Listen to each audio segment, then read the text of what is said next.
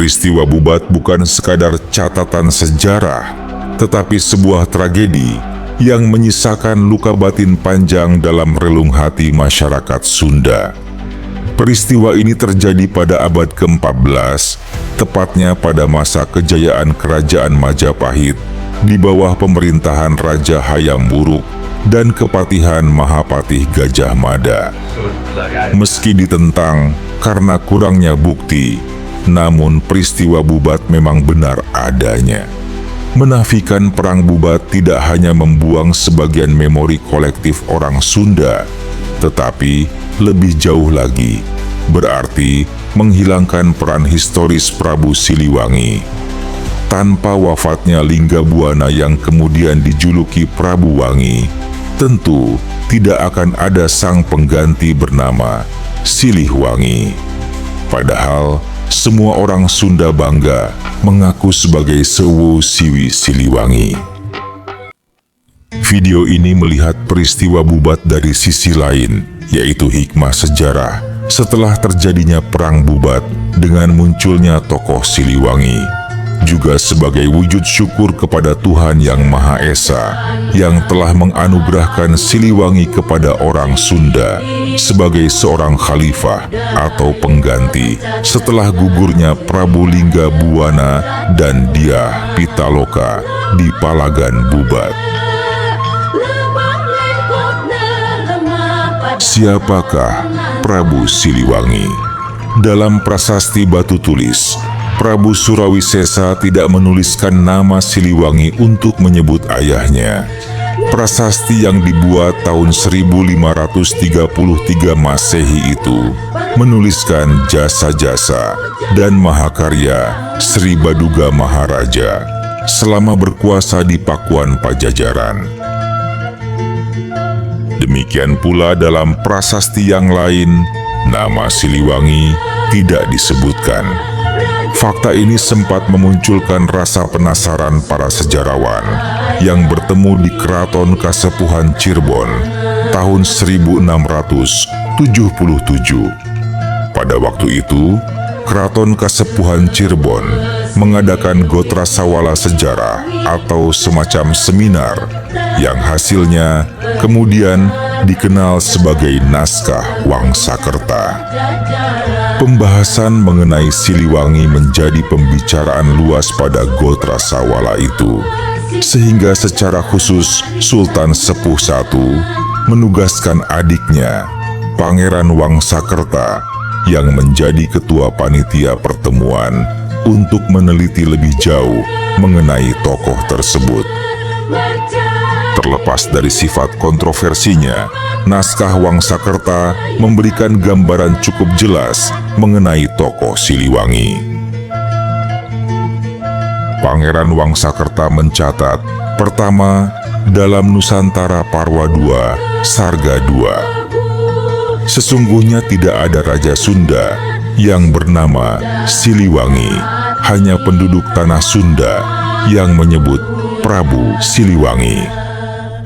Kedua, dalam Kereta Bumi 14, hanya orang Sunda dan orang Cirebon, serta semua penduduk Jawa Barat yang menyebut Prabu Siliwangi, Raja Pajajaran. Jadi itu bukan pribadinya. Jadi, siapa namanya Raja Pajajaran ini? Ketiga, dalam naskah yang sama halaman 47 dan 48, Raja Pajajaran dinobatkan dengan nama Prabu Guru Dewata Prana dan dinobatkan lagi dengan nama Sri Baduga Maharaja Ratu Haji di Pakuan Pajajaran Sri Sang Ratu Dewata.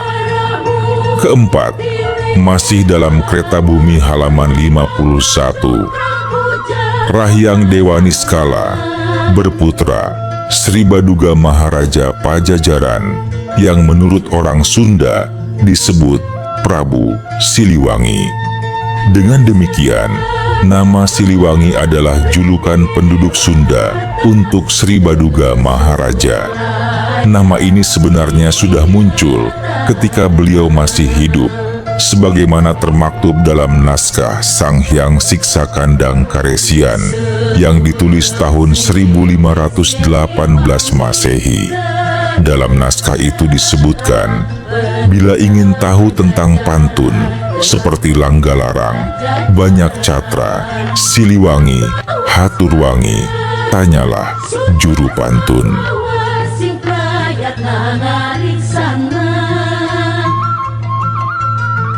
Siliwangi berarti silih wangi, yaitu pengganti Prabu Wangi, Lingga Buana yang gugur di Palagan Bubat. Sang Jayadewata dianggap memiliki keberanian seperti buyutnya itu, sehingga ia berhak menyandang gelar Sri Baduga Maharaja. Sementara dalam perilakunya, ia merepresentasikan dirinya sebagai Wastu Kancana, sang kakek. Jayadewata atau Manah Rasa memang sangat layak dikenang oleh segenap orang Sunda. Bahkan hingga sekarang kita bangga disebut sebagai Sewu Siwi Siliwangi. Keagungannya itu antara lain ditandai dengan kemampuannya menyatukan dua kerajaan di Tatar Sunda. Sepeninggal Wastu Kancana, kerajaan terbagi dua. Anak sulungnya, Sang Haliwungan, bertahta di Pakuan, sedangkan anaknya yang lain, Dewa Niskala atau Ningrat Kancana, berkedudukan di Kawali, Ciamis. Sampai kemudian datanglah cobaan besar pada tahun 1478 Masehi, ketika Majapahit diserang Demak. Sejumlah pembesar dari timur melarikan diri ke arah barat. Mereka meminta suaka kepada penguasa Kawali. Di antara para pengungsi itu terdapat Raden Baribin, putra Brawijaya IV, dan seorang istri larangan, yaitu gadis yang sudah bertunangan. Dalam hukum Sunda, perempuan yang sudah bertunangan haram dinikahi, kecuali tunangannya sudah meninggal atau pertunangan dibatalkan. Namun, Dewa Niskala tetap menikahi istri larangan tersebut, dan Raden Baribin dinikahkan dengan putrinya, Ratu Ayu Kirana.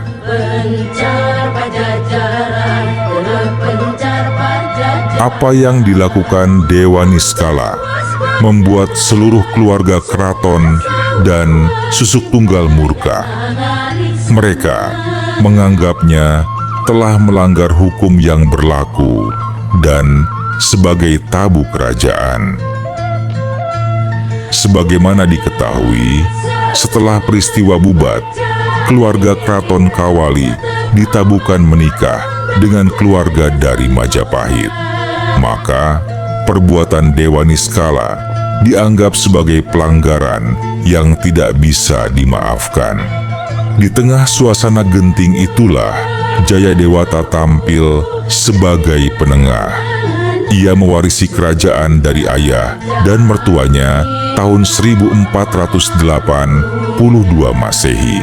Oleh karena itu, ia dinobatkan 2 kali di Kawali dan Pakuan, serta memperoleh 2 gelar, Prabu Guru Dewata Prana dan Sri Baduga Maharaja Ratu Haji di Pakuan Pajajaran Sri Sang Ratu Dewata.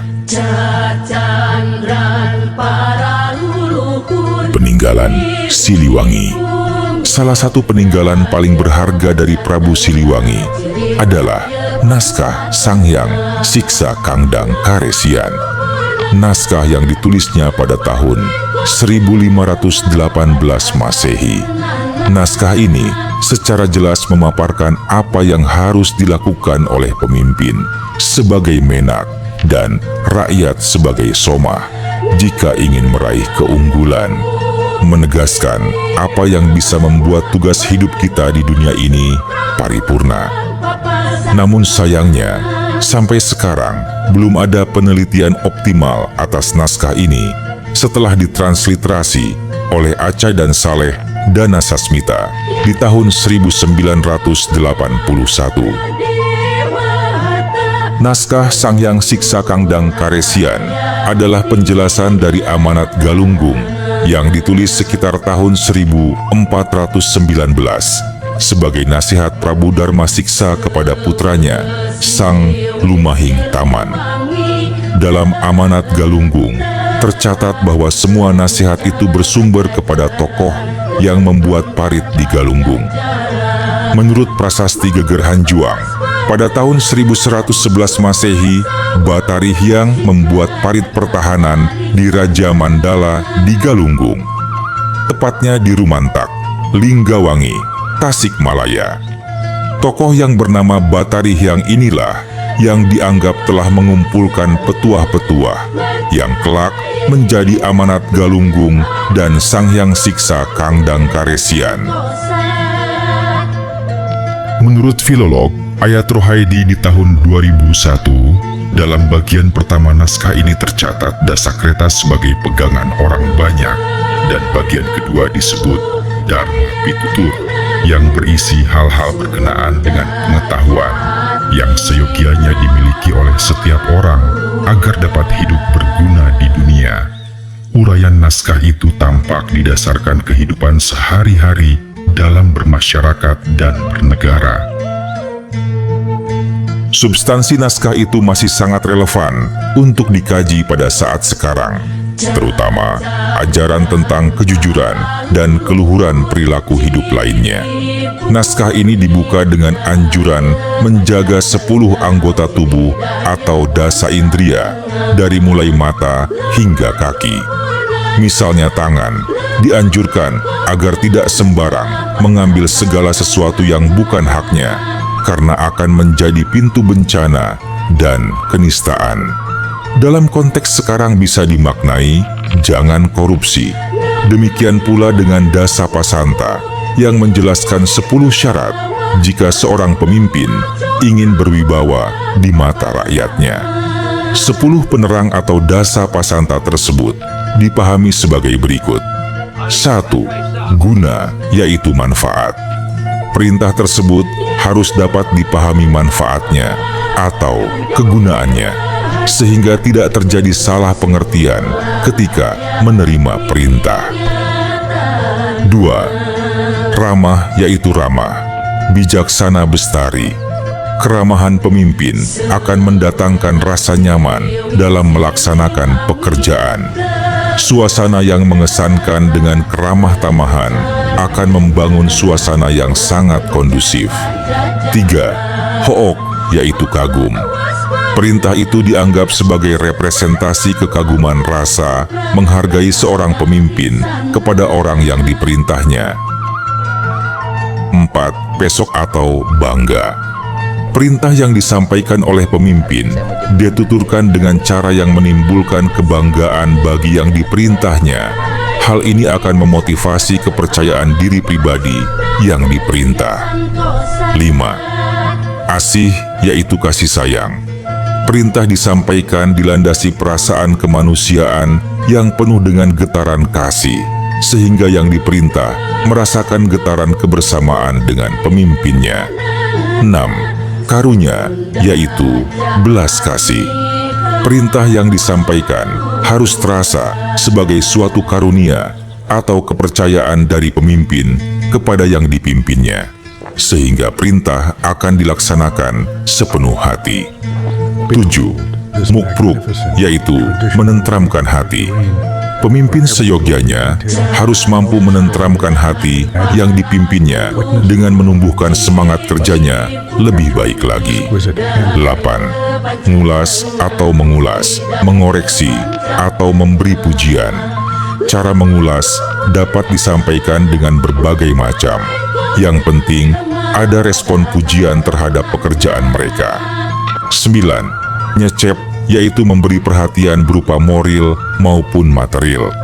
Bisa jadi hanya berupa ucapan terima kasih atau pemberian ala kadarnya sebagai penyejuk hati yang diperintah. 10. Ngalaangen atau mengambil hati. Menarik simpati bawahan, menghubungkan tali silaturahmi yang dapat menimbulkan rasa kesetiaan kepada sang pemimpin. Penerapan Dasa Pasanta Inu disertai pula dengan soft skill, silih asih, silih asah, silih asuh yang artinya saling mengasihi, saling memperbaiki, saling mengasuh dalam menerapkan dan melaksanakan konsep Dasa Pasanta. Kualitas pribadi seorang pemimpin akan tampak dalam perilaku kesehariannya, dan itu semua akan sangat bergantung pada karakter, tabiat, atau kepribadian yang melekat pada diri seorang pemimpin. Faktor yang dapat menumbuhkan karisma itu dalam Sang Hyang Siksa Kangdang Karesian disebut dengan istilah pengimbuh ning tuah. Walhasil, sambil terus beradaptasi secara kritis dengan setiap perkembangan zaman, menjaga tradisi leluhur yang baik itu tetaplah penting dan masih relevan diterapkan pada masa kini. Sampai jumpa di video berikutnya. Silakan dukung kami melalui tombol subscribe atau like dan komentar di setiap video yang kami tayangkan. Salam